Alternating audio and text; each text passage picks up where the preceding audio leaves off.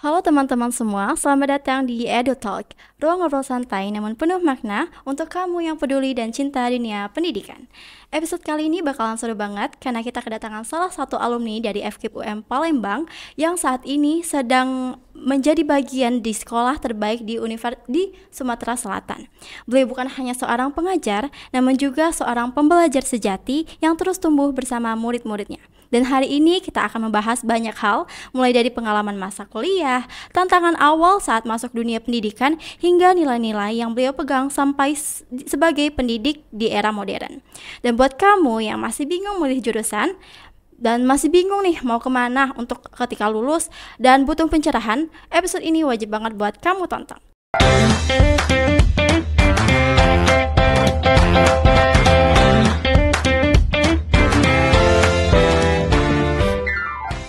Langsung aja, ayo kita sambut Kak Aidil. Assalamualaikum Kak. Waalaikumsalam. Oke, gimana kabarnya? Sehat-sehat. Alhamdulillah. Boleh perkenalan dulu nggak Kak ke teman-teman semua? Sekarang Kakak itu sebagai apa dan profesinya gimana? Oke, baik. Halo semua. Nama saya KG Said Firmansyah. Saya adalah seorang guru dan saya udah jadi guru kurang lebih 16 tahun. Wow. Jadi dulu saya waktu kuliah di UMP itu nyambi ngajar. Jadi 18 tahun udah saya ngajar di salah satu sekolah dulu, dan ini tahun ke-16 saya menjadi guru. Saya mengajar bahasa Inggris, jadi saya alumni tahun 2010, lulus tahun 2014, dan sekarang saya pengajar di salah satu sekolah di Palembang, di Al Azhar Kairo Palembang, dan juga diminta juga di Apple karena saya berkolaborasi dengan Apple sebagai Apple Professional Learning Specialist dan juga Distinguished Educator, di mana menyuarakan bagaimana pendidikan sekarang itu seperti apa. Apakah nanti kita akan gunakan teknologi atau seperti apa, itu tugas saya nanti di Apple. Wow, luar biasa. Jadi kami penasaran nih Kak, Kakak kan bekerja sebagai guru di sekolah yang luar biasa ya kalau bisa dikatakan, di SIT Al Azhar Kairo Palembang. Boleh nggak Kak ceritain nih gimana sampai akhirnya Kakak tuh bisa bergabung menjadi keluarga besar sekolah itu? Oke, baik, ini ceritanya lucu sih. Jadi sekolah ini tuh udah nyari saya dari tahun 2013. Itu saya masih semester berapa ya? Itu berarti semester 5 ke 6 lah, disuruh minta mengajar di sana. Namun saya belum mau mengiyakan karena saya belum berani dan belum matang sekali karena saya belum lulus di kala itu. Jadi singkat cerita akhirnya 2014 belum lulus kuliah tapi udah selesai skripsi nih, nunggu yudisium sama wisuda aja. Jadi saya memberanikan diri di kala itu 2014 saya mencoba untuk melamar di sekolah ini. Thanks God-nya, alhamdulillahnya kurang lebih kayak prosesnya cuma 2 hari. Wow. 2 hari seleksi, dan ketika di seleksi itu saya membawakan hal-hal yang saya miliki ketika saya kuliah di UMP. Pengalaman saya sebagai ketua HMPS Bahasa Inggris di kala itu, sebagai mahasiswa berprestasi tingkat Dikti 2 zaman dulu, atau Duta Gendri tahun 2012 di kala itu, ketika saya bawa ketika saya melamar kerja, ternyata itu adalah portfolio terbesar saya sehingga mereka tertarik dan menerima saya di kala itu. Baik, luar biasa. Berarti banyak sekali pengalaman yang Kakak miliki ketika kuliah di sini. Pasti Nah, dong. boleh nggak kami tahu nih Kak, kenapa sih alasan Kakak tuh milih Universitas Muhammadiyah, apalagi milih jurusan pendidikan bahasa Inggris Kak? Oke, jadi back then kalau kita ngebahas masalah jurusan dulu nih ya. Jadi ngebahas masalah jurusan, I really love things yang berhubungan dengan bahasa Inggris dan juga teknologi. Jadi di kala itu saya lagi bingung banget untuk memilih, dan ketika itu di tahun 2009 ketika saya lulus SMA, ternyata guru saya di salah satu sekolah negeri terkenal juga di Palembang mau kontak saya untuk mengajar nih. Ketika saya, ini interesting banget nih buat ngajar. Terus 1 tahun saya gap, semestinya saya kuliah 2009, namun di kala itu saya gap 1 year untuk melanjutkan mengajar terlebih dahulu. Oh, ternyata selama 1 tahun akhirnya saya punya passion. Oke, ya, I think that I probably gonna take English department untuk melanjutin kuliah saya. Jadi akhirnya saya ambil UMP. Di kala itu mungkin banyak pertimbangan untuk memilih PTN atau apapun. Saya menyadari bahwa UMP itu memiliki fleksibilitas yang sangat tinggi. Jadi ketika jadwal kuliah, terus biaya, dan juga nggak jauh dan masih di tengah kota, fleksibilitas saya untuk mondar-mandir kuliah ngajar, itu yang membuat saya untuk memilih UMP. Namun ada satu hal juga yang mungkin jadi Alasan mungkin saya pilih UMP itu karena saya tuh ada satu senior dulu ketika sekolah, dan saya ngelihat the improvement that he had ketika masuk UMP itu kelihatan banget. Jadi saya tuh masih ingat banget dia itu pemalu banget. Nah ketika di UMP itu potensi kita tuh digali bener, percaya diri, terus kita diberi kesempatan untuk berkreasi, dan itu menurut saya kayak wow, we have a space untuk explore sesuatu di kampus ini tuh kayak one good thing untuk sebagai orang yang mau lanjutin sekolah nih, gitu. Itu salah satu alasannya pilih UMP sih. Wow, luar biasa. Jadi banyak sekali ya alasannya, dan akhirnya kakak itu memilih UMP. Nah, jadi buat teman-teman nih yang masih bingung mau kuliah di mana, jurusan apa, kalian bisa banget pilih FKIP UM Palembang, Pendidikan Bahasa Inggris. Oke kak, pertanyaan selanjutnya mungkin kita akan balik lagi nih ke masa-masa kakak kuliah dulu. Ada nggak sih kak pengalaman berkesan, baik itu di kelas, bareng teman, atau kegiatan di luar kampus?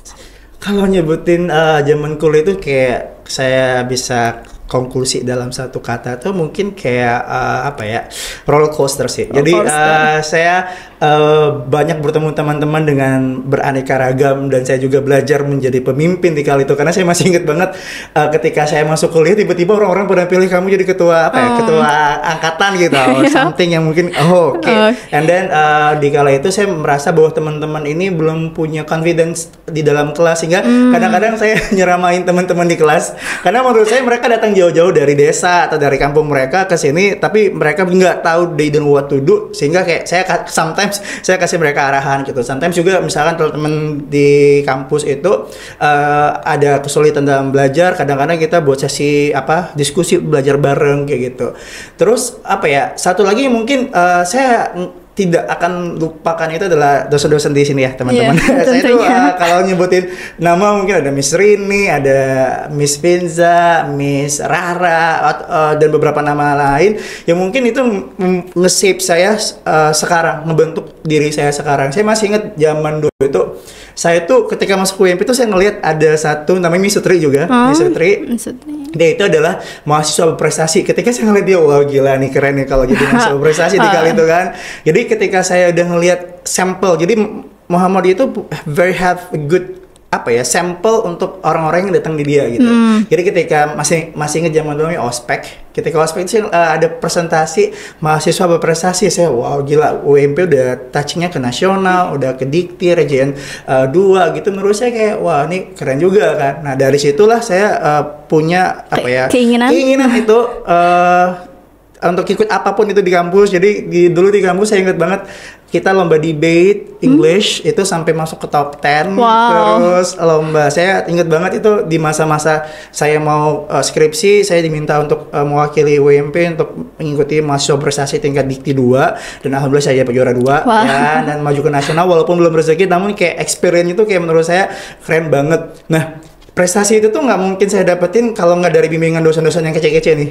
Jadi kayak saya punya backup, support, everything itu bener-bener yang keren banget. Sampai mereka tuh, ayo kita diskusi bareng sampai sometimes waktunya over aja. Misalkan kita kan kuliah jam 8 sampai jam 5 tuh saya. Ini kadang-kadang mereka ngajakin discuss sampai jam 8 malam, jam 9 malam untuk ngebantuin saya ketika kita mau lomba gitu. Or even kayak misalkan ada misalkan salah satunya saya ingat masih ada, saya tuh punya masalah sama alma mater. Jadi zaman dulu alma mater saya itu saya letakin di motor, terus kena knalpot, terus robek. Sampai hal sedetail itu tuh kayak Muhammadiyah Palembang tuh, Universitas Palembang tuh kayak bener-bener care sama mahasiswanya. Kayak misalkan kamu bolong, yaudah nih kita kasih gitu. Jadi kayak saya tuh masih mengingat bagaimana how care they have to handle all this mahasiswanya di sini gitu. Jadi kayak kalau flashback lagi ke 10 tahun yang lalu, terus kayak saya merasa wah gila ya perjuangan zaman dulu, terus support yang UMP berikan tuh dahsyat banget sebesar sih. Itu ya luar biasa. Bahkan kayak dosen-dosennya benar-benar mendukung sekali. Makanya sebenarnya gitu salah satu jadi gini, saya sangat terinspirasi ke mereka sampai ketika saya pun sekarang mengajar, ketika anak saya lomba apapun itu saya selalu terinspirasi dari mereka. Jadi misalkan ketika anak saya lomba, saya care-nya seperti dosen-dosen saya dulu. Jadi kayak inspirasinya itu ngebawa saya sehingga I should do the same untuk anak-anak murid saya nanti gitu. Itu yang jadi inspirasi juga. Wow, luar biasa. Kayak saya harus menjadi seperti dia gitu kan. Oh, kami dengar lagi nih Kak. Kakak kan bekerja sama dengan Apple nih dan juga luar biasanya teman-teman ya. Kak Aidil ini mendapatkan penghargaan internasional soal penggunaan teknologi Apple dalam pendidikan. Boleh dong Kak diceritain gimana bisa mendapatkan penghargaan luar biasa ini Kak? Oke, jadi di tahun 2017 itu Apple mengadakan sebuah selection internationally, jadi kita tuh diseleksi guru-guru secara internasional. Jadi alhamdulillah 2017 tuh kepilih menjadi Apple Distinguished Educator, di mana berkesempatan untuk berangkat ke Melbourne, Australia untuk speak as one of main speaker there. Jadi saya menjadi pembicara utama di sana dan membawa nama Indonesia, bahwa what we've done at school gitu. Jadi saya menceritakan bagaimana nih ternyata pendidikan Indonesia, especially Islam ya, karena saya mengajar di sekolah Islam juga. Jadi bahwa kita tuh Islam tuh nggak nggak kuno, nggak kolot, dan juga kita benar-benar update untuk itu. Jadi saya presentasi itu, ketika presentasi dan saya satu-satunya Indonesia di sana ngebawa presentasi itu, ketika selesai semua orang itu kagum banget sama hasil yang saya presentasiin, terutama melihat bagaimana saya berbicara. Terus saya kan bawa video tuh rekaman anak saya, terus karya anak saya, mereka kagum banget dengan apa yang udah dibuat, dan itu tuh mereka sangat terimpresif banget karena mereka belum pernah melihat murid Islam, maksudnya sekolah Islam yang saya bawa itu ke internasional. Karena biasanya kalau we talk about international stage itu pasti sekolah internasional, sekolah national plus atau seperti apa. Nah ini mereka ngeliat, wah Islam ya, jadi kayak benar-benar yang membuat mereka tuh amazed banget. Sehingga beberapa kali pun terakhir saya kemarin diminta di Gold Coast Australia juga, sama yang terakhir juga di Singapura, menceritakan bagaimana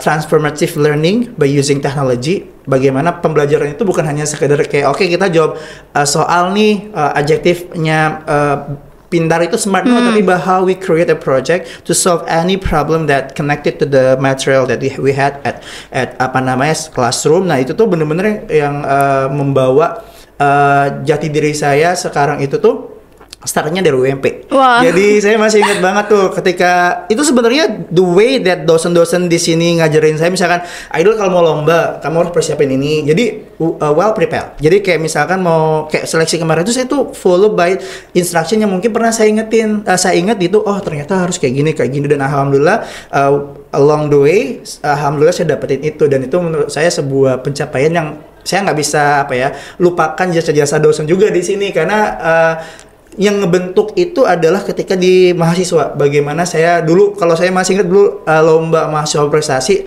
saya hanya butuh waktu 3 hari nyelesain 3 hari nyelesain research tentang, dulu tuh saya ngebahas masalah reading comprehension dengan menggunakan pop-up book. Nah, itu tuh tiga hari saya research, terus saya diskusi sama dosen dan lain-lain. Itu tuh membawa saya menjadi jati diri yang bener-bener yang kalau ngapa-ngapain itu harus detail, ngapa-ngapain itu harus prepare well, dan itu tuh masih terkenang dan teringat banget. Makasih banget buat dosen-dosen di WMP yang udah ngebantu kemarin waktu di waktu mahasiswa kemarin. Wah, aku mau tepuk tangan dulu nih Kak, keren banget beneran. Kayak sampai emes gitu ya, bener-bener. Berarti setiap apa yang dikasih sama dosen itu bener-bener kepake sampai sekarang Kak. Wah.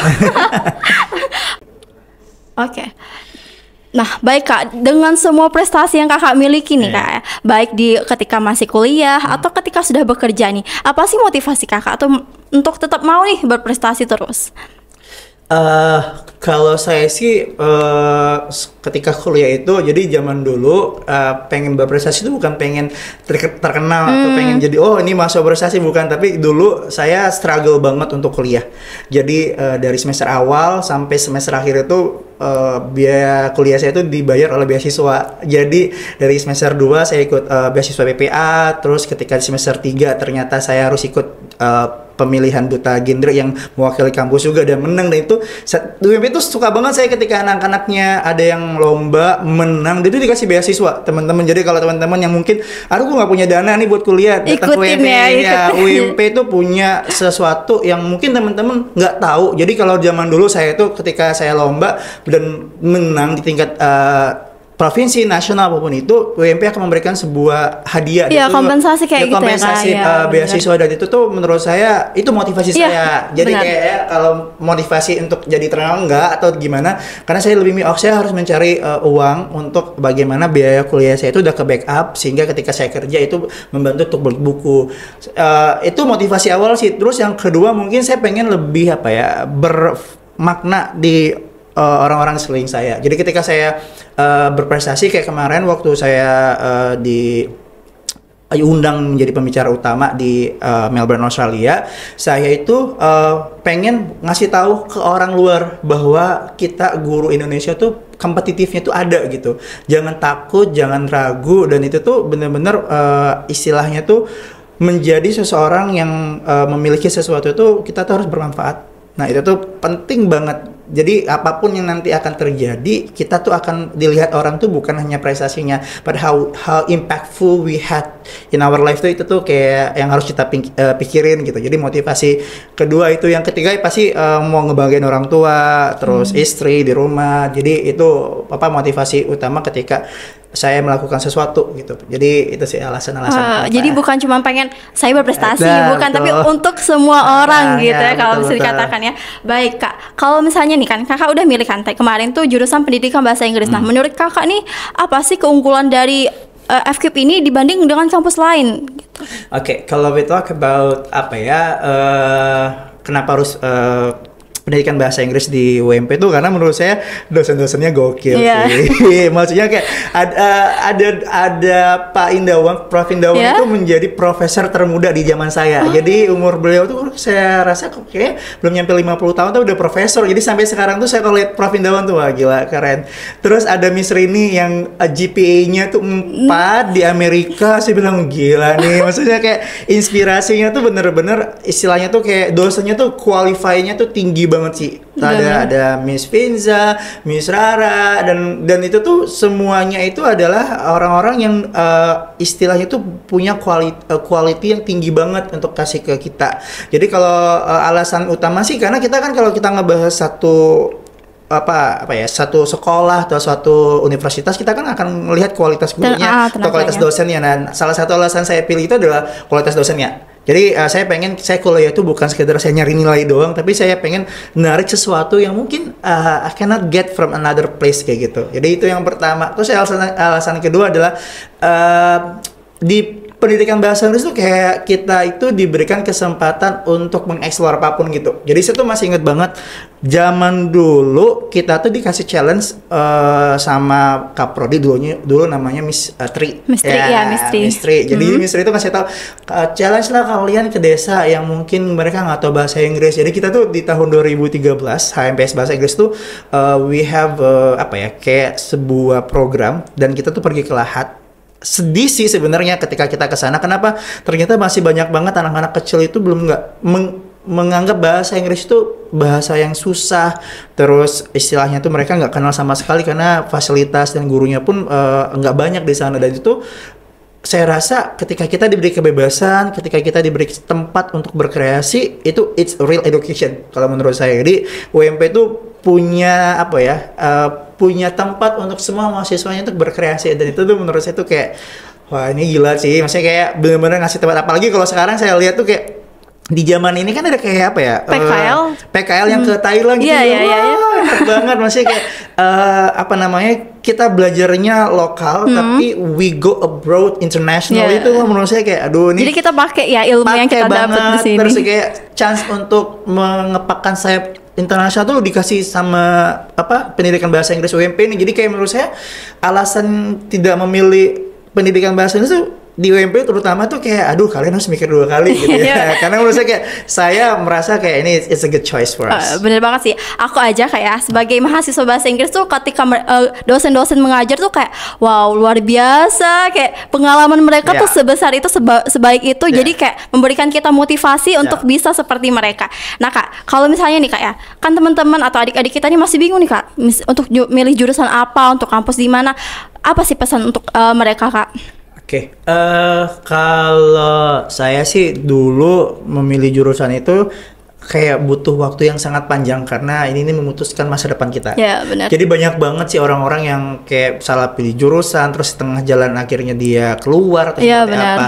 Jadi kalau saran saya sih lebih teman-teman tahu sesuatu yang teman-teman cintai. Jadi kayak sekarang why I can do my best at my work field karena I love this. Jadi kayak pertama kali teman-teman harus nyariin sesuatu yang menurut teman-teman kayak I love doing this gitu. Jadi kalau teman-teman udah tahu nih sesuatu yang teman-teman cintain, sukai itu ngerjainnya tuh kayak bener-bener sepenuh hati. Iya, Bener-bener benar-benar. yang best banget kita kerjain. Jadi kunci awal memilih jurusan itu adalah you have to find out what things that you connect to your life, connect to your characteristic gitu ya, personality atau seperti apa, sehingga nanti kita ketika ngejalaninnya tuh enak gitu. Jangan sampai kita kayak zaman sekarang tuh anak-anak kan kadang-kadang milih jurusan karena temennya. Ya, gitu. karena keren atau kayak Karena gimana. keren gitu. Nah kan, it should be considerationnya tuh teman-teman harus cari sesuatu yang harus relate lah sama kemampuan kita dan itu bakal impactnya tuh keren banget sih. Wow, jadi pertama harus tahu banget apa yang kita suka ya. Ya, betul. Karena kalau misalnya kita udah suka, mau ngejalannya itu pun enjoy Ya, gitu kan betul. Kak.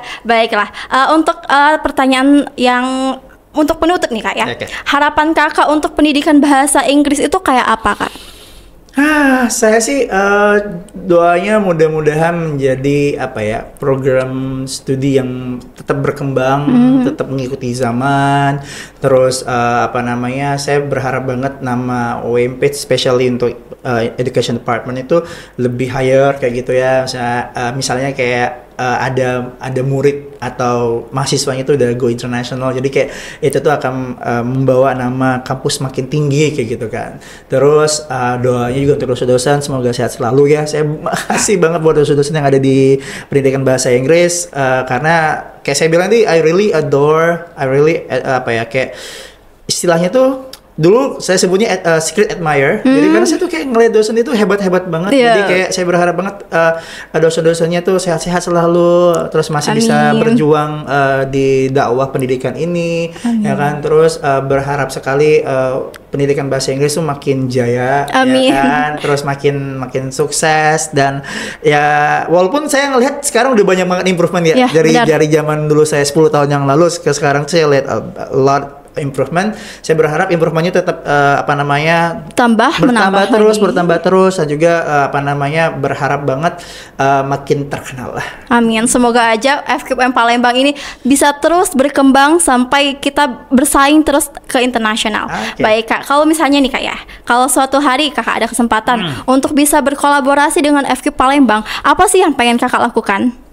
Kayaknya banyak banget deh. Jadi kayak saya tuh pengen ngasih tahu ke apa ya, pengen apa ya, talk as a apa orang yang pernah belajar di sini tuh ngasih tahu ke temen-temen di sini tuh jangan pikir kalau kita swasta tuh kita nggak bisa compete, kita nggak bisa bersaing di dunia kerja, bahkan even sebenarnya the quality of person is based on how we live gitu, bukan it's not about the place that we study gitu. Mau teman-teman ke Harvard tapi kalau quality of life itu dari kitanya malas-malasan itu teman-teman nggak Sama jadi aja apa-apa, gitu. sama aja gitu. Jadi kalau saya sih pengen banget someday besok berkolaborasi mengajak semua mahasiswa itu to not apa ya shy, should be confident. Jadi mungkin ada sedikit seminar yang mungkin saya kasih ke apa pendidikan bahasa Inggris, atau mungkin saya pengen banget apa ya pendidikan bahasa Inggris UMP itu menjadi tempat condong semua pembelajaran. Jadi saya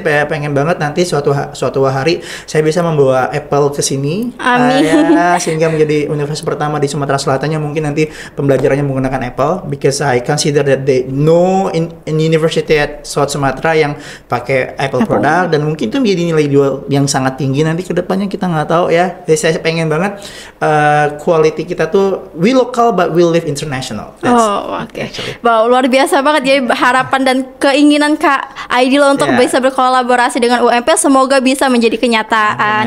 Amin. Dan juga nih buat teman-teman kalau masih bingung, kalian nggak usah bingung lagi karena udah lihat Kak Aidil ini gimana luar biasa sekali teman-teman. Baik Kak, sebelum kita akhiri obrolan kita seru hari ini, boleh nggak kasih 1 atau 2 kata motivasi yang bisa buat teman-teman nih semangat itu terbakar lagi nih, aku mau jadi guru atau mau gimana gitu Kak. Kadang-kadang saya juga butuh motivasi. Tapi kalau saya sih prinsipnya adalah be the best of yourself. Jadi kayak don't just be yourself, but you should be kayak be the best. Jadi kayak saya bilang tadi, teman-teman harus memberikan maksimal mungkin terhadap sesuatu yang teman-teman cintain. So you will have a great things later. Jadi teman-teman harus percaya diri, percaya bahwa segala sesuatu itu kalau diniatin dengan ikhlas, terus dengan cinta, jalan itu mulus banget. Wah, terima kasih banyak Kak. Semoga kata-kata yang luar biasa diberikan sama Kak Aidil itu bisa memberikan semangat buat teman-teman semua. Baik, terima kasih lagi atas waktunya Kak, telah memberikan kisah luar biasa, kisah inspiratif. Semoga teman-teman yang mendengarkan bisa mendapatkan motivasi lagi. Dan sampai jumpa di episode selanjutnya. Tetap semangat, tetap belajar, dan terus menjadi versi terbaik kamu. Saya Nabila Insani Arif. Bye.